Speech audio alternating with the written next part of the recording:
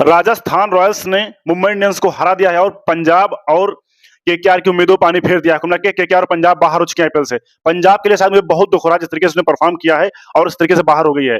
तो बता दें राजस्थान रॉयल्स के लिए मैंने पहले ही बोला था, Jofra Archer will be the key factor. Bat से भी और बॉल से भी उसने धमाल मचाया मुंबई के अगेंस्ट। उसके बाद नंबर आता है ध्रुव जुरैल, एक बेहतरीन खेल खेला। दर्शन सानका, रविंदर जडेजा, यशस्वी जायसवाल।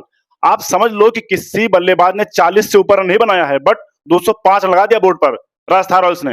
मुंबई ने टक्कर तो दिया मैच में, समय लगा सूर्य कुमार यादव मैच बचा लेंगे, बट बचाने में वो नाकाम रहे।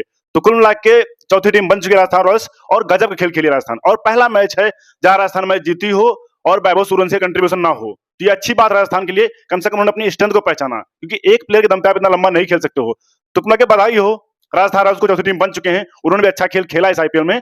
और दुखद खबर है पंजाब के लिए कि बाहर हो चुके हैं आईपीएल से। तो 4 टीमें हो चुकी हैं अंदर अब, RCB, GT, SRH, Rajasthan Royals.